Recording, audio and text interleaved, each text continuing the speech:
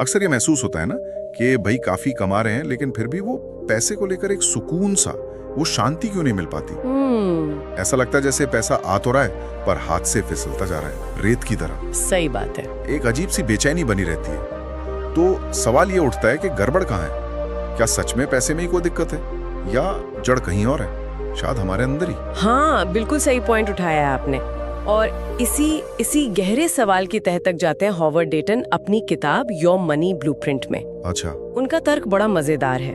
वो कहते हैं कि असली प्रॉब्लम पैसे की कमी या ज्यादा होने में नहीं है। तो फिर कहाँ है? वो है हमारे दिमाग में, हमारे अंदर गहरे बैठे मनी ब्लूप्रिंट में। मनी ब्लूप्रिंट, ये क्या चीज है? ये मतलब पैसे को लेकर हमारी जो सोच है, जो मान्यताएं हैं, भावनाएं हैं, जो बचपन से बनती आती है ना, हाँ। वही अनजाने में हमारी पूरी फाइनेंशियल लाइफ को कंट्रोल करती हैं। तो आज की हमारी ये जो चर्चा है वो इसी ब्लूप्रिंट को समझने पर ही है। अच्छा, मतलब जैसे कोई अदृश्य हाथ है जो हमारे पैसे वाले फैसले ले रहा है। कुछ वैसा ही समझ लीजिए।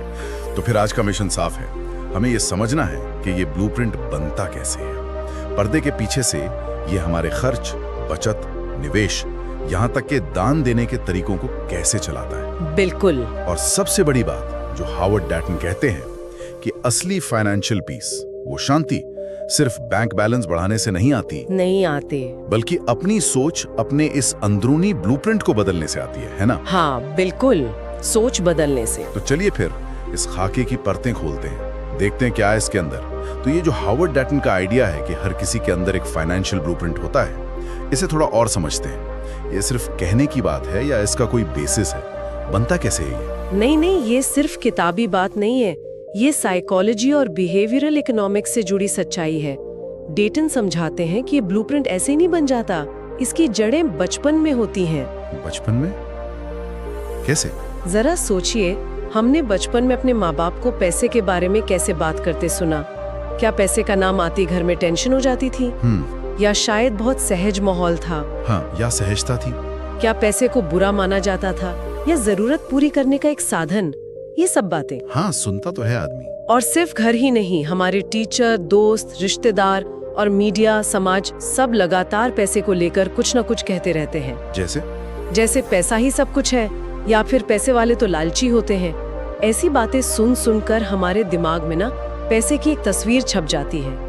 ये सारे अनुभव, ये मैसेज, ये मिलकर हमारे दिमाग में एक सर्किट जैसा बना देते हैं। ओह, तो ये एक तरह की कंडीशनिंग हो गई, मतलब जो सालों साल चलती है। बिल्कुल।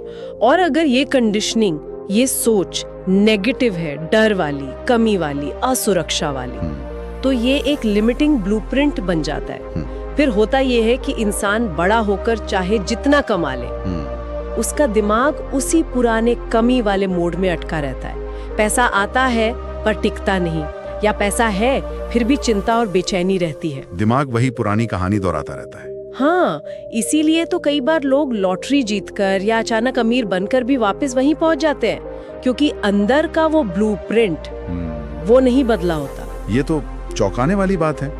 मतलब हम जो बाहर करते हैं, कहाँ खर्च किया, कितना बचाया, इन्वेस्ट किया या नहीं, ये सब हमारे अंदर के ब्लूप्रिंट का ही रिफ्लेक्शन है, आईना है। हाँ, किताब का पहला हिस्सा इसी कनेक्शन को दिखाता है। अच्छा।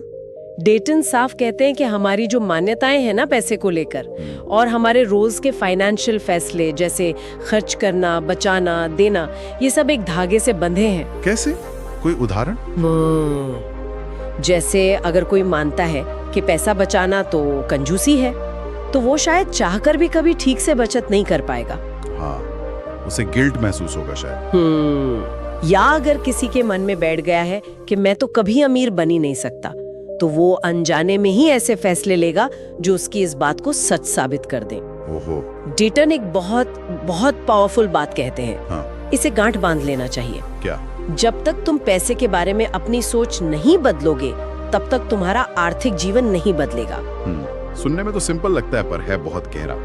मतलब हम अक्सर लक्षणों का इलाज करते हैं। हाँ, ज्यादा कमाने की कोशिश, नया बजट, खर्चे कम करना, लेकिन अगर जड़ मतलब हमारी सोच वही पुरानी है, तो ये सब ऊपरी बदलाव टिकेंगे नहीं। एकदम सही पकड़ा। ये वैसा ही है जैसे आप गार्डन में घास को ऊपर से काट दें पर जड़ें छोड़ दें, वो फिर उगाएगी। बिल्कुल। डेटन कहते हैं परमानेंट चेंज के लिए जड़ों पर काम करना होगा, अपनी मान्यताओं को पहचानना होगा, उन्हें चैलेंज करना होगा और फिर एक नई हेल्दी सोच बनानी होगी। और जब अंदर का ब्लूप्रिंट बदलेगा तो बाहर का व्यवहार, फाइनेंशियल आदतें वो अपने आप सही दिशा में आने लगती हैं। फिर बजट बनाना, बचत करना बोझ नहीं लगता, वो नेचुरल लगने लगता है। ठीक है, तो प्रॉब्लम समझ ली, जड़ भी पहचान ली, ये मनी ब्लूप्रिंट, राइट? लेकिन सबसे बड़ा सवाल, क्या इसे बदला जा सकता है? ये जो पुरानी कंडीशनिंग है, क्या इसे तोड़ सकते हैं? और अगर हाँ, तो कैसे? किताब के दूसरे हिस्से में कुछ प्रिंसिपल्स की बात हुई थी। हाँ, बिल्कुल बदला जा सकता है और किताब का दूसरा भाग इसी कैसे पर फोकस करता है, प्रैक्टिकल सॉल्यूशंस देता है। अच्छा। हॉवर्ड डेटन यहाँ 10 फाइनेंशियल प्रिंसिपल्स बताते हैं। ये बाइबल से प्रेरित हैं, पर यहाँ ये समझना जरूरी है हाँ। कि डेटन इन्हें सिर्फ धार्मिक नजरिए से नहीं देखते, वो इन्हें यूनिवर्सल, एथिकल और प्रैक्टिकल गाइडलाइंस की तरह पेश करते हैं, जो किसी भी बैकग्राउंड के इंसान के लिए काम की हो सकती हैं। ओके। इनका मकसद है पैसे को सिर्फ नंबर गेम या लेन देन समझना बंद करके उसे लाइफ की बड़ी वैल्यूज और मकसदों से जोड़ना। ये प्रिंसिपल्स हमें पैसे को डर या लालच से नहीं, बल्कि जिम्मेदारी और समझदारी से हैंडल करना सिखाते हैं। ये इंटरेस्टिंग है। फाइनेंशियल एडवाइस को मॉरल या स्पिरिचुअल प्रिंसिपल से जोड़ना। आमतौर पर फाइनेंस की दुनिया तो बड़ी प्रैक्टिकल नंबरों वाली मानी जाती है। हाँ, मानी जाती है। तो कुछ खास प्रिंसिपल्स बता सकती हैं, वो क्या सलाह देते हैं और कैसे वो पुराने ब्लूप्रिंट को चैलेंज करते हैं? जरूर, कुछ खास प्रिंसिपल्स पर बात करते हैं। एक बहुत इंपॉर्टेंट है कर्ज से बचना, अवॉइडिंग डेट। अच्छा, कर्ज। डेटन इसे बहुत सीरियसली लेते हैं। उनका मानना है कि कर्ज, खासकर कंज्यूमर डेट जैसे क्रेडिट कार्ड का भारी कर्ज, ये हमारी फाइनेंशियल आजादी छीन लेता है, हमें गुलामी की तरफ धकेलता है। ये तो उस सोच के खिलाफ है जो कहती है आज खरीदो कल चुकाओ। बिल्कुल, ये उसी सोच को चैलेंज करता है। डेटन कहते हैं कि कर्ज मुक्त जीवन जीने का लक्ष्य रखो, चाहे टाइम लगे। और दूसरा है उदारता और दानशीलता, जेनरोसिटी एंड गिविंग। ये उस सोच के एकदम उलट है जो कहती है पहले अपना देखो फिर दूसरों का सोचना। हाँ, पहले अपनी जरूरतें पूरी कर लो। डेटन कहते हैं नहीं, नियमित रूप से अपनी कमाई का एक हिस्सा दूसरों की मदद के लिए देना, ये सिर्फ जरूरतमंदों के लिए अच्छा नहीं है। तो ये हमारे अंदर पैसे को लेकर जो पकड़ है, जो डर है, उसे भी कम करता है। ये याद दिलाता है कि पैसा सिर्फ जमा करने के लिए नहीं है, ये एक टूल है अच्छे काम करने का। ये कमी वाली मानसिकता को तोड़ता है। वाकई ये तो पारंपरिक सोच से बिल्कुल अलग है। कर्ज से बचना और दान देना, आज के कंज्यूमर कल्चर में ये बातें थोड़ी मुश्किल लगती हैं, है ना? हाँ, मुश्किल लग सकती हैं, लेकिन डेटन इन्हें फाइनेंशियल पीस के लिए जरूरी मानते हैं। एक और है संतोष को अपनाना, प्रैक्टिसिंग कंटेंटमेंट। संतोष? हाँ, ये शायद आज के जमाने में सबसे रेवोल्यूशनरी आइडिया है, जहाँ चारों तरफ हमें सिखाया जाता है कि और चाहिए, बड़ा घर, नई कार, लेटेस्ट गैजेट। हाँ, कभी खत्म ना होने वाली दौड़। वहीं डेटन कहते हैं कि जो है उसके लिए शुक्रगुजार होना सीखो और लगातार और ज्यादा की दौड़ से बचो। इसका मतलब आलसी बन जाना तो नहीं है? नहीं नहीं, संतोष का मतलब आलसी होना या एम्बिशन छोड़ना नहीं है। इसका मतलब है अपनी जरूरतों और इच्छाओं में फर्क करना सीखना और बाहरी चीजों में परमानेंट खुशी ढूंढना बंद करना। ये सीधा उस ब्लूप्रिंट पर अटैक करता है जो कहता है जब मेरे पास X होगा तब मैं खुश होऊंगा। सही कहा। इनके अलावा भविष्य के लिए योजना बनाना, ईमानदारी से काम करना और सलाह लेना जैसे प्रिंसिपल्स भी हैं। ये सब मिलकर एक फ्रेमवर्क बनाते हैं जो हमें पैसे को ज्यादा बैलेंस्ड और पर्पसफुल तरीके से देखने और संभालने में मदद करता है। ये सिर्फ नियम नहीं है, ये सोच बदलने के औजार हैं। कर्ज से बचना, दान देना, संतोष रखना, प्लान करना, ये सिद्धांत वाकई एक अलग नजरिया देते हैं। इसी कॉन्टेक्स्ट में हॉवर्ड डेटन फाइनेंशियल फ्रीडम को कैसे देखते हैं? क्योंकि आम सोच तो ये है कि भाई खूब सारा पैसा हो वही आजादी है। नहीं, और यही इस किताब का सबसे बड़ा पैराडॉक्स और सबसे पावरफुल मैसेज है। अच्छा। हॉवर्ड डेटन बहुत साफ कहते हैं फाइनेंशियल फ्रीडम का मतलब अमीर होना नहीं बल्कि पैसों पर नियंत्रण पाना है। पैसों पर नियंत्रण पाना। हाँ, ये परिभाषा पूरी तरह से पारंपरिक सोच को पलट देती है। लोग सोचते हैं करोड़ों बैंक में होंगे तो आजाद महसूस करेंगे। हाँ, यही लगता है। लेकिन डेटन पूछते हैं अगर वो करोड़ों होने के बाद भी आप रात को सो नहीं पाते क्योंकि डर है कि बाजार गिर जाएगा, अगर पैसे की वजह से रिश्ते खराब हो रहे हैं, अगर पैसा कमाने के चक्कर में सेहत और सुकून चला गया है तो क्या वाकई आजाद हैं? या उस पैसे के गुलाम बन गए? बिल्कुल गुलाम। मतलब पैसा हमें कंट्रोल करने लगे तो वो गुलामी है, चाहे कितना भी पैसा हो। असली आजादी पैसे की क्वांटिटी में नहीं, बल्कि पैसे के साथ हमारे रिश्ते की क्वालिटी में है। एकदम सही। असली फाइनेंशियल फ्रीडम तब शुरू होती है जब हम डर, लालच या सोसाइटी के प्रेशर से अपने फाइनेंशियल फैसले लेना बंद कर देते हैं। जब हम अपने मूल्य, अपनी समझ और उन प्रिंसिपल्स के बेस पर पैसे को चलाना सीखते हैं जिनकी हमने बात की। जब पैसा हमारा मालिक नहीं रहता, बल्कि एक टूल बन जाता है। हाँ, हमारे लक्ष्यों को पूरा करने का एक साधन, एक टूल। जब हम इस स्टेज पर पहुंच जाते हैं कि पैसा हमारे मन की शांति भंग नहीं कर सकता, तब हम कह सकते हैं कि हमने पैसों पर कंट्रोल पा लिया है। और डेटन के हिसाब से यही सच्ची फाइनेंशियल फ्रीडम है। ये एक अंदरूनी अवस्था है, बाहरी आंकड़ों से ज्यादा। ये परिभाषा वाकई सोचने पर मजबूर करती है। अच्छा, थ्योरी और प्रिंसिपल सुनना एक बात है, पर क्या किताब में कोई असल जिंदगी का उदाहरण है जहां किसी ने वाकई अपने मनी ब्लूप्रिंट को इन प्रिंसिपल से बदला हो और उसका असर दिखा हो? रियल लाइफ स्टोरी ज्यादा इंस्पायर करती है। हाँ, किताब में कई अच्छी कहानियां हैं, लेकिन एक कपल की कहानी है जो खास तौर पर याद आती है। बताइए। इंटरेस्टिंग बात ये थी कि उनकी प्रॉब्लम पैसों की कमी नहीं थी। तो फिर? प्रॉब्लम थी पैसों को लेकर उनकी बिल्कुल उल्टी सोच और आदतें। पति बहुत खर्चीला था, सोचता था पैसा एंजॉय करने के लिए है। पत्नी बहुत बचाने वाली थी, उसे हमेशा फ्यूचर की चिंता लगी रहती थी। ओह, ये तो काफी कॉमन लगता है। हाँ, बहुत कॉमन है। पैसों पर रोज झगड़े होते थे, इतना तनाव बढ़ गया था कि रिश्ता टूटने वाला था। पैसा उनके बीच दीवार बन गया था। फिर उन्होंने क्या किया, कैसे संभाला? उन्होंने कहीं से हॉवर्ड डेटन के काम के बारे में सुना और मदद लेने का फैसला किया। सबसे पहला और शायद सबसे मुश्किल स्टेप था अपने अपने मनी ब्लूप्रिंट को ईमानदारी से पहचानना, खुद को समझना। हाँ, उन्होंने समझा कि पैसे को लेकर उनकी ये आदतें, ये डर कहाँ से आए थे।